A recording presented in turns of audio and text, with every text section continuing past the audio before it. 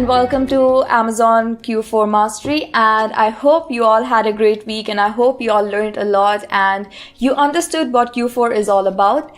And week 2 is going to be equally exciting, or I would say more exciting, because we have a great lineup of speakers and we will be understanding how you can understand your current business better. So in this session, I will be giving you guys a recap of whatever we have learned in this past couple of days, and I will take you through the journey as well. So I have a slide prepared for you as well. I mean, what is Amazon Q4 without any slides, right? So let's dive right into it, and let me just talk about what the first week was supposed to be about. So Amazon Q4 Mastery Week 1 was all you need to know about Amazon Q4. And it was curated in a way that you guys will understand what Q4 is, and you know what's coming next and how this Q4 is different from the rest of the Q4s that we've had before. And clearly, if you have been following us, you know that this Q4 is going to be the biggest. We had John Lawson give us stats, and Eytan also gave us some really good stats to prove that this Q2 and this Q4 is going to be incredible. Q2 was already incredible, and let's get into the video. So again, summary of the week. All you need to know about Amazon Q4 was the theme of our week, and I hope we delivered it well. All right. So our first session was about with John, and it was about the e-commerce game changer and how to hit 7 figures with this Q4 with John Lawson. I believe this was a great session, and it was so engaging, and I personally learned a lot. So what did we learn from this session? So John told us that nothing is permanent in your Amazon journey. The only thing in your Amazon journey that is not going to be constant is change.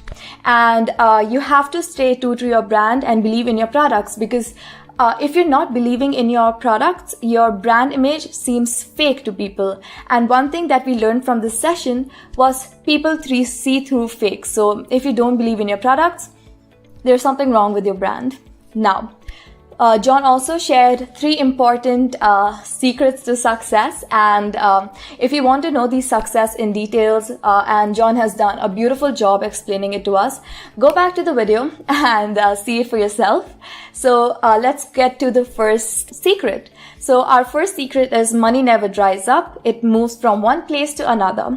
Now you need to understand that before the pandemic hit us, Amazon was not the leading platform in the e-commerce business. People had their retail stores. So after the pandemic hit us, the money did not increase, right? So it just moved from the retail stores and from brick to mortar stores, and they moved to Amazon now. So money never dries up. It just moves from one place to another. Second secret to success is secure your e-commerce kingdom. Now there's a lot of way you can do that, as we have already told you that this Q4 is the biggest and it is only way up from here. So you need to secure your e-commerce kingdom by you can start selling in more categories as well, or you can start selling on more sites. So you can start selling on eBay, you can start selling on Walmart. So once your kingdom is secure, you can expand, and once you expand, you can secure your kingdom there as well. So start with Amazon, secure your kingdom on Amazon. SellerApp has some great tools that can help you do that, and then you can just, expand. And our third secret is invest time in creating videos for your products. Now, many of the population are visual learners, right? So if you put up like instructional videos of your product, or if you put like substitute images with videos, you are going to get more engagement to your brand, and people will engage more to your content. So this adds a little bit of freshness to your listing page as well, because to be honest, people are bored of seeing just images of products. So if you have videos, that will definitely make your Amazon game a little bit stronger. Our second session was with Eytan Wiener, and he did an amazing job explaining how you can increase your profitability, and he gave us some really good tips and tricks. Eytan himself is an 8-figure seller on Amazon. He's one of the top 100 sellers of Amazon. So if this guy tells you something, you better believe it. So Eytan told us that each Q4 is bigger than the last, and he gave us stats to prove that as well. And we spoke about categories and which categories are now growing. So we realized that household and everyday categories are growing, and because of this current pandemic again, there was a huge increase in electronics. So now that people have home offices, luxury has now become a necessity. So if you would think that I would need this webcam or like my recorder here, and I would think that, dude, this is a luxury, but it's not anymore. This is a necessity for me to make videos for you, and it has become a necessity after the pandemic hit us. Home products has seen a huge growth in growing categories as well. And if you want to sell on Amazon, we also discussed that selling gift baskets is always a good idea. So this Q4 season, make sure that you have like a gift curated basket ready, so people usually buy that more and will fly right off the shelves. I mean, I cannot say shelves anymore. So right off your warehouses. All right. So you need to find good product niches. And why is that? Because once a category gets saturated, there's a lot of competition there. So you need to find good product niches to make sure that your Amazon selling journey is more fresh, and then, because you don't want to sell in saturated categories. And Eytan also gave us a really good tip that if you like a product and if you see that something is hot, take that product and you can probably make it better, make it cheaper, and there's the secret. It will fly right off the shelves or warehouses. And tips for sellers, Amazon FBA is very, very important. But again, with the whole new inventory rule, you can say that FBM is becoming more important because you have to figure out how you can handle the current inventory situation. And inventory should always be available because sometimes sellers, undermine how crazy Q4 is going to be. So make sure that excess inventory is always better than no inventory, right? So make sure that your inventory is all stocked up and you always have extra. You need to optimize your listings. If your listings are not optimized, your products are not going to sell. Believe me when I say this. Advertising is essential because without advertising, people are not going to know if your brand is visible in the market, right? So if you're not using advertising, you should definitely try it out, and make sure that you use proper tools and you outsource your advertising if you're not able to do it yourself. Otherwise, it will add to your costs, and advertising can be fatal for you. So SellerApp has a really good PPC tool that you can check out. I will link it down below, and I will link it somewhere here as well. So do check it out if you want to dive into advertising. And then you have optimize your product page. Now, as we spoke before, optimizing your product page to look fresh is very important. You need to add a lot of pictures or videos as we discussed before. That will make your page look fresh, and that will attract customers, because even if you're getting traffic to your page and if your page does not look as attractive compared to others, people are not going to buy your product. Then focus on big days. That's all Q4 is about, right? So in Q4, you have Cyber Monday coming up, you have Christmas, you have Thanksgiving. So make sure that you focus on these big days and make sure that your inventory is all stocked up. You have backup warehouses because of the whole FBM rule and FBA rules. So make sure that you have backup warehouses where you can store inventory, and really focus on big days because Q4 can be the biggest selling season for you. All right, that was Eytan, and now we are coming to our last session.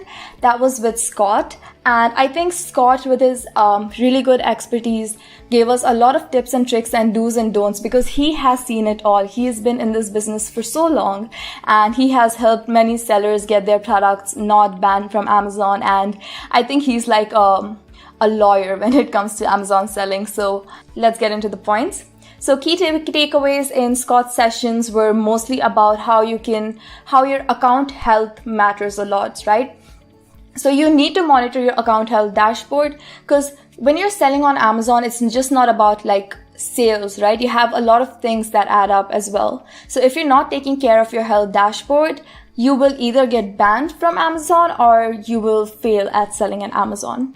Check out all the notifications and address them. So the reason why you're getting notifications is, first you need to identify what's causing those notifications and why consumers are complaining about your product. If it's the packaging, if you're storing it in FBA warehouses, maybe they're not doing a good job at packaging. So you need to address these issues right away, because if you don't, and if the complaints keep lining up to you, you might get banned from selling on Amazon. Have inventory readily available to meet the Q4 demand. Again, this is very important. I believe that having excess inventory is better than having no inventory at all, right? So make sure that your inventory is readily available, because if a product is out of stock, that's not good for your account health. Keep an eye on your IPI score every day. Okay, this is really important, because IPI score now has become really important. As I've told you before, FBA regulations, if your IPI score is less than a specific number, they will not keep your inventory in FBA warehouses. And as you know, finding warehouses can be a struggle, so make sure that your IPI score is maintained. And if it's declining, you have to find the root cause right away. Avoid late shipping and shipping damages and overselling. Now, as we've spoken in the video, customer experience is something so important to Amazon selling as well. So if you are selling products on Amazon and if your customer doesn't receive their product on time, that's one negative review for you, and that's not really good for your health and your account health. And you need to make sure that you avoid late shipping. And just a tip, if you ship your product early and if your consumer gets your product early, that's amazing, and that always adds up to your positive reviews, as well as Nithin in our video mentioned. And do not oversell your product, and make sure that your products are not damaged. So if you're sending a damaged product, that is again one negative point for your account health dashboard. Regularly review product returns and return rate. Now, as we discussed in the video before, if you're selling clothing items specifically, you have a high return rate, right? So products with high return rates are not really good for Amazon businesses, mostly because when you're selling in retail, people can feel and touch your product and they know what size they're getting. However, if you're having some size issues on your listing, let's say there's so many sizes, there's UK, there's US, and there's numbers involved. I mean, it can get kind of complicated for people to buy products on, specifically clothes on Amazon, because then return rates are higher, because sometimes the size is wrong, you're not clicking good pictures of your products, and the expectation and the reality is wrong. So make sure you do that. And try to solve customer issues yourself and do it quickly. So even if you're setting your account on a vacation mode, you have to answer to your customers, because customer reviews is something that another customer will see while buying your products. And now, as we know, Amazon has this new policy where it has declined to remove reviews for sellers. It has become really important to take care of your customer issues, and I suggest that, once you resolve a customer query, push them, advise them to leave a comment in the section telling people that, the seller reached out to me and my query is now solved. That leaves a positive feedback, because then the customer thinks, okay, even if there's something wrong with my product, the seller thinks about me, the seller cares about the customer. So building a customer relationship is very important, and you can do that by solving their issues and making sure that they reply to other people saying that, my issue has been solved. Then ways to get positive reviews. I have few tips and tricks for you here as well. Make sure your product quality is good and the packaging is good. So I have noticed that a lot of people or a lot of sellers just think that Amazon selling is putting your product in a box and just selling it, right? It could be more than that. That's one way to build your customer relationship, is leaving a few personalized notes and just working or tweaking your packaging a little bit to make it more personal. So I give this example everywhere. I recently bought a mug off Amazon and they sent it to me in this big box, and it was beautifully packaged. It was a black color box. So it increased my customer satisfaction levels, right? So I will go to their sites to buy more mugs just because I really like the packaging and I felt like the seller cared for me. So building a customer relationship with people is very important, because that way you are, thinking about the customer. So one thing that I tell all Amazon sellers is making sure that the customer feels connected to you and the customer feels appreciated by your products. So I think that was the end of the PPT. I hope you all loved the session that we put out for you. Week 2 is going to be all about how you can improve, how you can understand your current business, and we have three great line up again, so please check them out. And and thank you for watching Amazon Q4 Mastery Week 1. So SellerApp offers a free trial for the sellers out there, so sign up with us for a free trial and you can see yourself how SellerApp helps you skyrocket your sales.